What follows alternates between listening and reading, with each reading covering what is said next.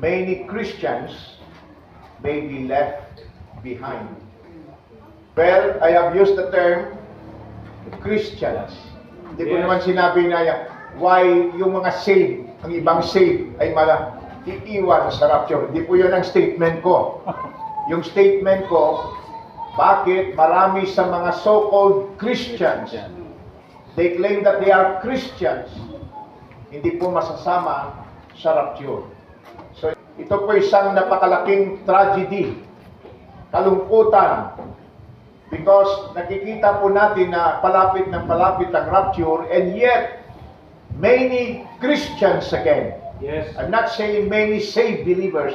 Ang sabi ko, Christians, those who claim that they believe in Jesus Christ, those who say na ang Diyos na Panginoong Jesucristo ay kanilang Diyos, no? Remain unnoticed. And then we have believers, true believers, saved believers, tulog pa rin hanggang ngayon. As if ito po'y mensahe lamang sa araw na Sunday na ito. Walang urgency. Hindi na importante kasi narinig na namin yung salita ng rapture. Ganon ang nangyayari. So, yung mga Christian ngayon, instead of maging concerned darating ang Panginoon, ang ginagawa ng mga true believers, even true believers, they adapt. No? They compromise. Hindi, kailangan tayo mag-change na attitude yan. Lang yan preaching lang yan ni pastor. This has been preached since the time of the Apostle Paul hanggang ngayon. So, many Christians are adapting, lukewarm, compromising. Kaya ito'y malaking trahedya. The Bible warns us, paulit-ulit na nag-warning ang Bible, that many whom they call themselves as Christian will be left behind when the rapture happens. Yes. Yan po ay nakakalungkot. Why will this be happen? Lahat po ng signs ay nangyayari na. The spirit of the Antichrist, 1 Timothy chapter 3, 2 Timothy chapter 4. Yung espiritu, men shall be lovers of their own selves. Dati, tinitingnan lang natin yan sa malayo. Ngayon, talagang nangyayari na. Yes. Disobedience to parents, form of godliness. Chaos all over, the signs of yung the whole creation groaneth, Romans 8. Right. Tingnan niyo yung mga bagyo. Sabi, dahil sa global warming, dahil po sa basura ng tao, dahil sa ganito. Ito ang sasabihin ko sa inyo. Amol din yan ko sa inyo. No, it is not about global warming. It is about the prophecy of the Bible being fulfilled. Malinaw po ba? Amen. Kasi nag-i-scapegoat yung science dahil yan sa global warming kaya lumalakas. Hindi, dahil yan sa Bible. Tungkol na sa ginahambas sa Bible. Yes. Being fulfilled in our homes. Yes. Nangyayari ngayon, and yet, nagbubulag-bulagan yung so-called Christians. And many of them, they really think they are saved. Na kuy-kuy totoong ligtas, na pag dumating ang Panginoon, ay aakyat ako sa itaas. Kumusta ang buhay mo, brad? Okay lang, pastor. Jesus saved me. Niligtas na ako ng Panginoon. Ano po yung sign? Ano po yung fruits? Na ikay totoong, sino ba yung tinanggap mo? Well, I believe on the Lord Jesus Christ. Yan pong nireceive ko si Lord Jesus Christ. Sino si Jesus? Savior. Okay, then nakatanggap ako kay Jesus. Ano yung Christ? Anointed. Only Jesus. Siya ba yung tinanggap mo na yung tagapagligtas? Only Jesus. Baka may iba ka pang tagapagligtas. Baka si pastor. Baka namang mama ni Jesus. Yun. Okay. Wala na. Si Jesus lang. How about the Lord? What is meaning of the anong meaning ng Lord? Lord means master. Yes. Do you obey Him? Will you obey Him? Amen. Ako po'y punong-puno na sa mga reason ng mga pastor. Alam mo, lahat tayo nagkakasala kaya hindi na importante na maging holy Ang importante, patuloy lang .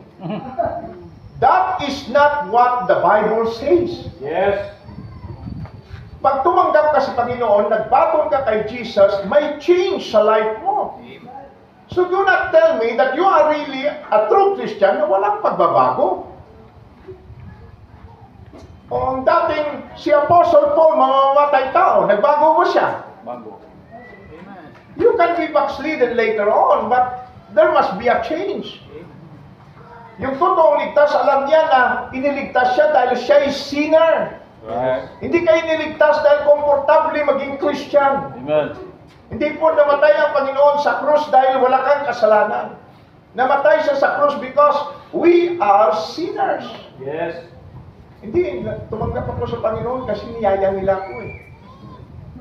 Do you believe that you are a sinner? Ay, oo, Pastor. How about yung kasalanan na tinatago-tago mo? Ang sala na hindi mo gusto mo balang sumiban. Ginadmit mo? Oh. So yun ang problem. The last signs na napufulfill sa ating mga mata is the signs of Israel. Yes. At ngayon nangyayari. Yes. At nangyari na. No more signs after that. The next event will be in the rapture. Well, maybe 2028. If 70 ang one generation, then tapos na. Then, by reason of strength, 80, then that would be 2028. Kung tama yung number. O 100 years ang one generation because this generation shall not pass away. Yung generation ng Israel, darating ang Panginoon bago diyan. Then, 2048. Okay, dito na ako sa 2048. E paano kung dumating siya mamaya? No man can know. Yes. Tinatawag tayo to be ready. Itong church na ito, hindi po ito pang-display ng Kanhawan Bible Believers Baptist Church. Hindi po tayo pang-display na sasabihin ng mga tao, tingnan mo yung mga members dyan, binibless lang ng Panginoon. Mag-attend na rin ako kasi para bless ako lang ng Panginoon. Hindi po. We have a mission. Yes. Kawawa sila. And they claim they are Christian and yet they will be left behind. They claim they love Jesus, pero sa kanilang kondisyon, not the condition of Jesus Christ, na kailangan mong kilalahanin na siya ang tagapagligtas, the only Savior, and He is your Lord. He is your Master.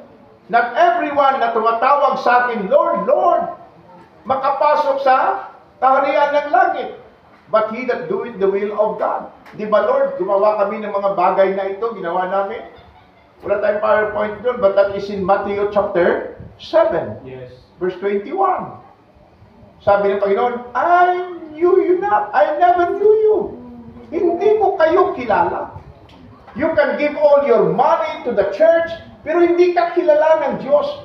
Because makilala ka lang ng Diyos sa time na ikay nagsisi at iyong binuksan ng iyong puso at kinilala mo siya na iyong Panginoong Jesucristo. Amen. The only Savior. Ang maririnig natin sa online, they are good because they sound nice, spiritual, Jesus here, Jesus there. Yung kanta, Jesus here, Jesus there. Pero yung puso, yun ang tinitingnan ng Panginoong Diyos. Why many Christians may be left behind now? Look, if you are not truly saved, you can be a Christian.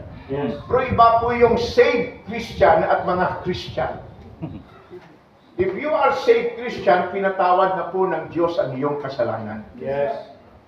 You are going to heaven. We are not all perfect, but it does not mean that because when sin abound, grace much more abound. Gawin nating license ang grace. Yun ang nangyayari eh. Kasi papatawarin naman ako ng Panginoon ng aking kasalanan eh. So, anong gagawin ko? I will do compromise. In my own terms, yan Lord, pasensya ka na eh. Talagang ganyan ako eh. Addict na ako nung tumanggap sa Panginoon eh. So at least ngayon, Lord ay addict na Christian. Doesn't sound right. Right. Hindi po ba? Right.